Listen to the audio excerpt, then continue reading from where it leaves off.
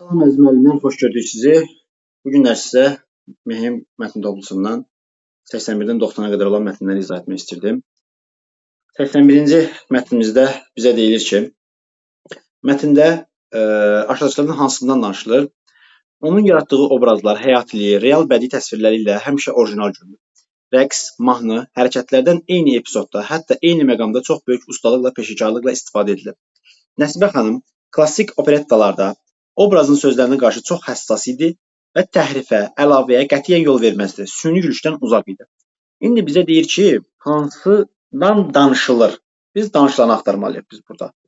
Görürük ki, birincidə A variantına verib ki, tamaşa zamanı insanların reaksiyasından. Yəni, tamaşada insanlardan heç bir şey danışılmıyor. Yəni ki, insanlar onun səhnələrinə necə reaksiya verirlər, bizə göstərilməyib. Rejissorun ssenariyə qarşı məsuliyyətindən, ssenaridən danışılmır. Bizə burada süni gülüşün nəticəsindən, süni gülüşün uzaq olmağından danışılır. Süni gülüş nə nəticə verirdi, bizə danışılmayıb.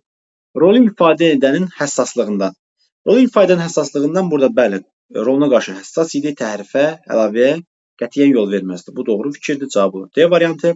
Təhriflərin nəticəsində teatrın itirdiklərindən, yəni bu da bizə verilməyib. Teatr təhriflər olardısa, bu təhrifə yol verməzdi deyilib. Təhrifə olardısa, teatr nələr itirərdi bizə deyilməyib. Yəni 81-ci seçdə cavabımız olacaq D variantı.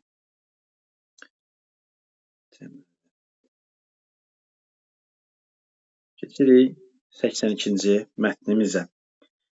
82-də deyilir ki, mətnə əsasən doğru fikri müəyyən edin. İlk olaraq bizə nə istəyir? Bizdən doğru fikri istəyəcək. Qırağa. Almaniyanın Friedrichsdorf şəhərində Karlar məktəbinin müəllimi Philip Reis qulağına eşitmə funksiyasını əks etdirən aparat düzəldir. Qulaq aparatı düzəldir. Onu telefon adı qoyur.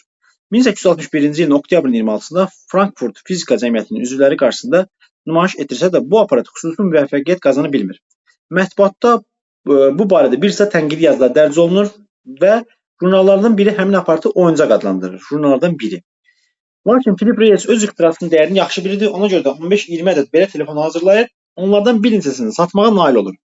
Həmin nümunələrdən birini Şotlandiyanın Edinburgh Universitetində oxuyan İngilis mənşəli Amerikalı Alexander Graham Bell alır. Ada deyir ki bizə, Graham Bell ixtiyarın mahiyyətini dərk edirdi. Ondan istifadə edərək yeni icad ortaya qoyub.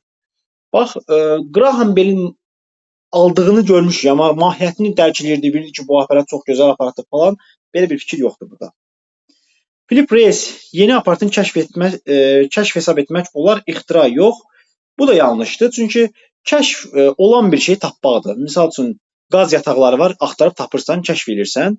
İxtira isə olmayan bir şeyi yenidən yaratmaqdır, nəyəsə buna görə düzgün fikir deyil. Jurnalın ortaq ümumi rəyi həmin aparatın oyuncaq olması idi. Jurnalların ümumi rəyi deyildi. Sadəcə jurnaldan biri bunu belə demişdi. Bu da yanlışdır. Mövcud vəziyyətdə barışmayan ixtiraçı öz kəşfinə inandığı alimlərə göndərir. Bu inandığı alimlərə göndərmir. Sadəcə 15-20 nəfərə sata bilir. İnandığı alim söhbətdə yanlışdır. Ətrafın təsiri onun üçün heç bir rol oynamır. Reis yeni aparatın satışını bacara bilir. Bəli, ixtiyarçının dəyərini bilirdi. Onlar buna mənfi bir şeylər desə də buna təsirlənmir. O öz ixtirasının dəyərini bilirdi. Reis aparatın satışını bacara bilir. 15-20 ədəd belə telefon hazırlayır və onların bir hissəsini satmağa nail olur. Deməli, E variantı həqiqətən də doğru fikirdir. 80-də deyilir ki, mətnə əsasən doğru fikri seçin. Biz burada görürük ki, Bakı Dövlət Universitetinin ilk rektoru olmuş Professor Razmovski həmin dövrdə xatırlayarkən yazır ki, Qafqazda Zaqafqaziya Federativ Respublikası olaraq Rusiyadan ayrıldı. Qafqazda ayrıldı yəni Rusiyadan və gürcülərdən, ermənilərdən, türklərdən ibarət bircə hökumət təşkil edildi. Xalq Maarif naziri Bakılı Xoyski idi. Biz Tiflisdə Rus Universitetinin təşkili üçün apardığımız işdən istifadə etməyi həmin hökumətə təklif etdik. Nazir bizi dinlədi və Tiflisdə Rus Universitetinin təhsil edilməsinə rəğbətini bildirərək əlavə etdi. Bəs niyə Tiflisdə? Tiflisdə Politexnikum var. İndi də Gürcü Universiteti. Bəlkə universiteti Bakıda açmaq daha düzgün olardı. O bizim məlumat məktubumuzu nəzərdən keçirmək üçün götürdü və məqsədimiz barədə Nazirlər Şurasına məlumat verəcəyini vəd etdi. İndi biz burada baxırıq ki, deyir ki, mətnin əvvəlində 3 nöqtə işarəsindən buraxıldığını əminliklə söyləmək mümkündür. Həqiqətən cavab elə A variantı olur burada. Çünki Bax, burada görürük ki, Bakı Dövlət Universitetinin ilk rektoru olmuş Professor Razmovskiy həmin dövrünü xatırlayarkən yazırdı. Sanki burada həmin dövrü xatırlayarkən, həmin dövrü xatırlamaq nə deməkdir? Yəni, bundan əvvəl hansısa bir dövrdən danışılıb, biz indi həmin dövrü xatırlayarsan, hər hansı bir fikir irəli sürməliyik. Ona görə cavab ilə A variantı olur. Digər variantlarımız niyə görə yanlışdır? Buna baxaq. Təşkil edilmiş hökumətin tərkibində milliyyət baxımından sabitlik var. Xeyr, ruslar, ermənilər, gürcülərdən ibarət idi, sabit deyildi. Nazirin qərarı ilə Tiflisdə Politexnikum açılmışdı. Nazirin qərarı ilə açılmamışdı. Nazir Tiflisdə Politexnikum olduğunu bildirir. Yəni, belə bir Politexnikum var onsuz da. Bakıda yeni universitet açmaq təklifini nümayəndə heyəti təklif edir. Xeyr, nümayəndə heyəti Tiflisdə açmağı təklif edirdi. Nazir Bakıda açmağı təklif edir. Vasitəsiz nitqdən istifadə olunmuş mətndə nazirin yeni universitetin təsdiqi ilə bağlı qərarına yer verilir. Xeyr, nazir deyir ki, hələ mən bunu şuraya verəcəyəm. Verəcəyini hələ vəd edir. Yəni, bir qərardan danışılmayıb burada. Ona görə də cavabımız elə 83-də A variantı olacaq. 83-də A variantı olacaq. 84-də deyir ki, mətninə əsasən doğru fikri seçin. 20-ci yüzilin əvvəllərindən başlayaraq Şuşa erməni separatistlığının yönəltdiyi milli ədavət, milli qovğa meydana çevrilir. Azərbaycanlılar ermənilər tərəfindən talana, qarətə, qırğınlara məruz qalırlar. 1918-ci ildə əsl genosid siyasəti ilə üzləşən Şuşanın Azərbaycanlı əhalisi yalnız Azərbaycan milli dövləti yarandıqdan sonra Cümhuriyyət dönəmində asayişli yaşamağa müvəffəq ola bildi. 1920-ci ilin martında erməni separatistlərinin Şuşada yaratdığı gərginlik 2 ay sonra Bolşevik ordu hissələrinin zorakı müdaxiləsi ilə müşahidə olundu. Burada da biz görürük ki, doğru hissədə yenə də bizdən. Və deyir ki, Şuşanın əsrin əvvəllərindəki vəziyyəti ifadə edilir, azadlıq mübarizəsinin başlamasına yer verilir. Xeyr, bir azadlıq mübarizəsindən danışılmadı. Əsrin əvvəllərindəki vəziyyəti düzdür, amma azadlıq mübarizəsi hardadır? Bu yoxdur. Soyqırım ilə rastlaşan xalqın başlatdığı meydan mübarizəsi. Belə bir şey yoxdur. Hanı meydan mübarizəsi? Burada baxın, meydan mübarizəsinə aid heç bir şey yoxdur. Sonra yuxarıda görə nə fikirlər var bizdə? Deyir ki, Şuşanın tarixi dönəm ərzində yaşadığı separatistik mübarizəsi günlərindən danışılır. Tarixi dönəm ərzində, yəni ki, bütün dönəm ərzində. Xeyr, bizə sadəcə bu 1918-20-ci illər ərəfəsində danışıldı. Yanlışdır. Xalqa qarşı edilən zülmlər əks edilən mətndə millətin rahat dönəmdən keçdiyi də əks edilib.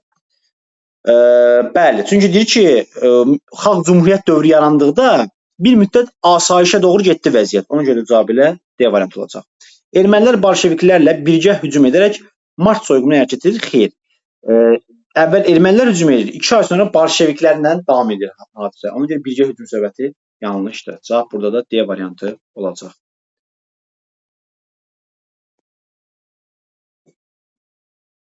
85-də bizə deyir ki, mətndə qarşılaşdırılır. Maraha şəhərində rəsədxana tikilməsi məsələsi irəli sürüldükdə manqal padşahlarından biri Nəsrəddin Tusinin yanına çağırıb deyir: Ulduzlar elmin nə faydası var ki, rəsədxana tikilməsi üçün bu qədər xətt çəkək. Tusi padşahın icazəsi ilə şəhər yaxınlığındakı dağın başından misdən qayrılmış böyük bir qabın aşağı fırladılmasını xahiş edir. Qab fırlanıb gələrkən böyük gurultu salmış, bu səsi eşidənlər qorxuya düşüb qaçırlar. Tusi sakit oturan padşaha deyir: Bax, bu hadisənin səbəbi bizə məlumdur.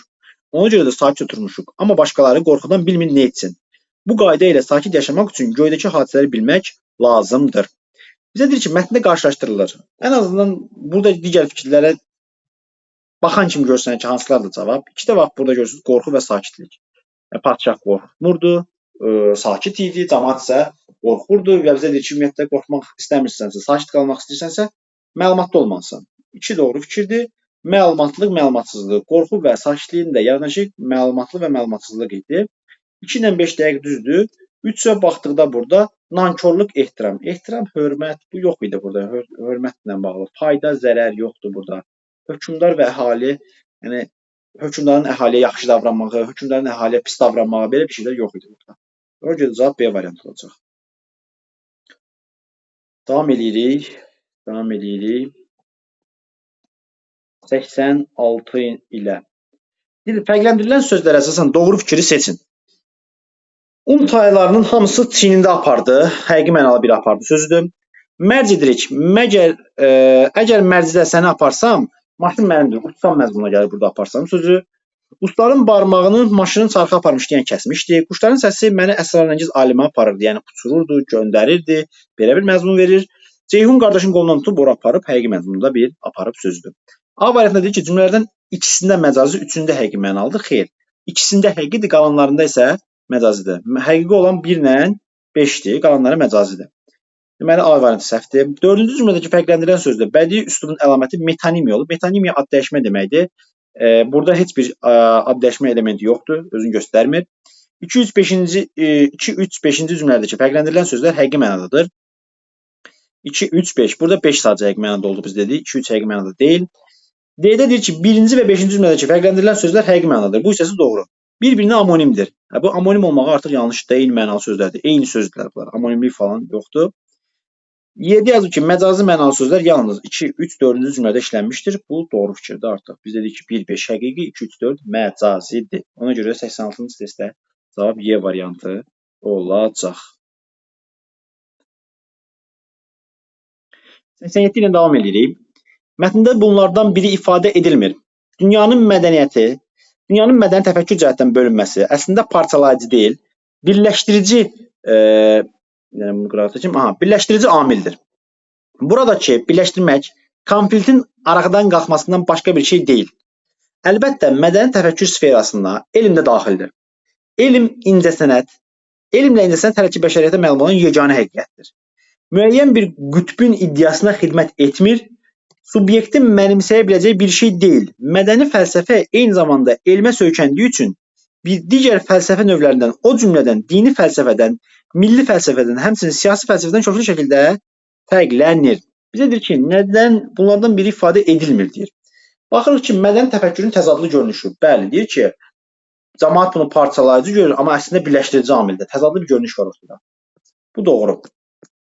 Bunu doğru götürək. Qruplaşmalara xidmət edən anlayış. Yəni bizə deyir ki, elm və incəsənət qruplaşmalara xidmət etmir. Xüsusi bir qütbün iddiasına xidmət etmir. Amma digər anlayışlar, tutaq ki, dindir, milli fəlsəfədir, müəyyən bir qruplaşmalara xidmət edir. Yəni biz bu qənaətə gəlirik mətndə. İşi icra edən şəxsin sərbəst mənimsəmə xarakterindən hansısa bir şəxsdən, bir insandan mənimsəməsindən danışılmayıb burada. Müxtəlif anlayışlar arasında fərqliliklərin mövcudluğu. O da ki, bəli də dediyim kimi, bu elmi və belə deyək də, elm və incəsənəti dinlə, milli fəlsəfə ilə qarşılaşdırılır. Fərqliliklər doğrudur. Mövqelərin kəskin toqquşması arasının aradan qaldırılması. Bu da buradakı birləşdirmək konfliktin aradan qalxmasından başqa bir şey deyil cümləsindən düşür. Bu da belə doğruydu. Deməli, hamısı doğruydular. Bir dənə yanlış olan C variantı idi. Ona görə cavab C variantı. Deməli, 88 ilə davam edirik. 88-də deyir ki, mətn parçasında nitqlə bağlı hansı xüsusiyyət qabardılır? Mədəni və məzmunlu nitqin əsas xüsusiyyətlərindən biri onun rabitəli olmasıdır. Rabitə yəni əlaqə deməkdir.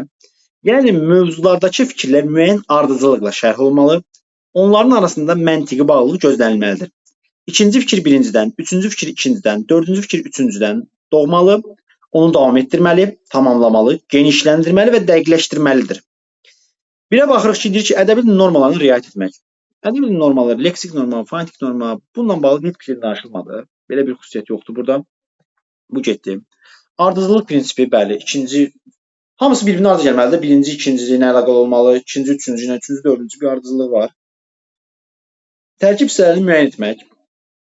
Əsas hissə, nə bilim, belə deyək, giriş hissə, nəticə hissə, belə hissələrə ayrılmayıb mətndən. Danışılmayıb yəni belə bir şeydən. Sonra gələn fikir özündən əvvəlkinin sabit formada saxlamaması. Bəli, sabit formada saxlamır. Nə deməkdir bu sabit formada saxlamaq? Deyir ki, genişləndirməli, dəqiqləşdirməli, tamamlamalıdır. Sabit formada saxlasaydı, eyni fikirdən danışmalı olacaqdı. Bu da saxlamır da, düzdür, genişləndirir. Cümlələr arasında birinin digərinə olan ehtiyacı, o da 2, 4 ilə, 2, 3 ilə, 3, 4 ilə əlaqəli hissəsində biz görürük ki, bir digərinə olan ehtiyac var. Deməli, bu da olur 2, 4, 5. Yəni, cavabımız olacaq bizim B variantı burada da. Davam edirik 89 ilə. 89-da mətndə deyilir ki, Ünsüzadələr mətbuatına aid olan Kəşkül jurnalı Ziya-i Qafqaziyənin tənəzzülü dövrü yaşadığı bir zamanda Tiflisdə çap olunmağa başladı. Ədəbi və siyasi jurnal olan Kəşkülün ədəbi və siyasi jurnalı idi. Kəşkülün redaktor naşiri Səid Əfəndi Ünsüzadənin ortancıl qardaşı Cəlal Ünsüzadə hesab edirdi ki, mətbuat xalqın gözünü açır, oxumağa alışdırır, onu mədəni yüksəlişinə, tərəqqisinə təkan verir. Bu amal və məqsədə xidmət edən Ünsüzadənin mətbuat yaratmaq fikri müsbət cavablandırıldı. Biz burada baxırıq nəyə? Biz burada baxırıq ki, qəzetlərdən biri digərinin inkişafdan qaldığı dövrdə sürətlə inkişaf edirdi. Bizə Ziya Qəfqaziyəzinin tənəzzül dövründə kəşkülün yaranmağından danışıldı. İnkişafından danışılmadı. Yaranmaqla inkişaf eyni şey deyil də. Yəni yaranıb bəlkə də yaxşı inkişaf edə bilməyəcək. Bu səhv fikirdir. Mətbuatın kütlə üzərindəki təsirini duyan redaktor ilk qəzetin əsasını qoymuşdu. İlk qəzet deyil də, ən azından Ziya Qəfqaziyə təşəkkülə uğrayıb və tənəzzülə uğrayırdı. Bu yaranırdı. Ona görə bu yenə də bu da yanlışdır. Qeyd edir ki, mətndə fərdi düşüncənin təsirinə yer verilmişdir. Bəli, Ünsüzadələrin ortancıl qardaşının fikrini verilib bizə ki, xalqın gözünü açırdı falan kimi fikirlər verildi. Bu da doğru fikir olur ona görə. Məqsədi vətənin inkişafına doğru yönəldə bilən sahələr uğursuzluğa düçar ola bilməz. Ümumiyyətlə, bununla bağlı bir şey, mətndə uğursuzluqla falan bir şey danışılmayıb. Mətbuatın önəmini Kəşkül jurnalından sonra tam isbat edən heyət yeni qəzet atmaq üçün şəxsi fikirləri ortaya qoyur. Xeyr, burada da yəni Kəşkül qəzetinin ümumiyyətlə sonra qəzetə qarşı tam inam yarandı deyilən fikir yoxdur. Sadəcə Kəşkül qəzetinin yaranmasından danışılır. Davam edirik 90-dan. 90-da deyilir ki, mətnin məzmununa əsasən doğru fikirləri müəyyən edin. Gutenbergin çap ilə bağlı ixtirası Johann Faust adlı varlı bir tacirin marağına səbəb olmuşdu. O, Gutenbergə kitab istehsalını genişləndirmək üçün borc vermişdi. Lakin ixtiraçı mühəndis bu borcu vaxtında qaytara bilməmişdi. Buna görə də tacir ona qarşı məhkəmə iddiası qaldırmışdı. Prosesi udan Faust Gutenbergin bütün çap dəzgahlarını müsadirə etdirmişdi. Sonra isə özü mətbəə təşkil etmişdi. Gutenberg öz ixtirasının Avropada necə sürətlə yayıldığını, başqalarının bu işdə necə varlandığını kədərlə seyr etməli olmuşdu. Maddi ehtiyaclar əsasında vəfat etmişdi. İndi bizə bir də deyir ki, bizə nə istəyirdi? 90-da deyir ki, doğru fikirləri müəyyən edin deyir. Tacir borc verməkdə məqsədi məhkəmə vasitəsilə çap dəzgahını qazanmaq idi. Xeyr, tacir biznes qurmaq istəyirdi. Sadəcə gördü ki, o birisi adam batırdı. Bu da məhkəmə vasitəsilə öz dəzgahlarını geri aldı. Amma məqsədi bu idimi? Xeyr, belə bir məqsəddən danışılmadı bizə. Faust borc verdiyi Gutenberg sonradan çap dəzgahını müsadirə etdirmişdi. Faust da borc verdiyi üçün, borc verdiyi üçün eləməmişdi də, dediyim kimi bunu. Yenə bunların arasında narazılıq düşmüşdür və Faust öz mallarını geri almışdı. Bu da yanlışdır. Deməli, 1-2 olanları onsuz da ata bilərsiniz. 1-2 olanları atdıqda onsuz da 3-5 qalır. 3-5-də nə vardı burada? İxtiranın sürətlə yayılması ixtiraçı üçün qazanc və gəlir mənbəyinə çevrilir. Bəli, çünki ixtiraçı özü deyir ki, axırda maddi ehtiyat içərisində vəfat etdi. Çünki bunu Faust aldı hər şey bunun əlindən, başladı özü malları satmağa. Bu da qıraqdan baxa-baxa qaldı. 3 doğru fikirdir. Nə yoğurdum, nə yaptım, hazırda kökə tapdım. Bu da Faust'a aiddir. Deyir ki, fikir mətndəki obrazlardan yalnız birinə aid edilə bilər. Bəli, sadəcə Faust'a aid edilir. 3-5. 4 niyə səhv idi? Tacir sonradan Gutenbergin də iştirakı ilə yeni çap dəzgahını işə salmışdır. Tacir sonradan Gutenbergin də iştirakı ilə yeni çap dəzgahını işə salmışdır. Bu da xeyr, mətndə belə bir şeydən danışılmadı. Bu da yanlışdır. Bu günlük bura qədər, növbəti izahlarımızda görüşənə qədər sağ olun, hələlik salamat qalın.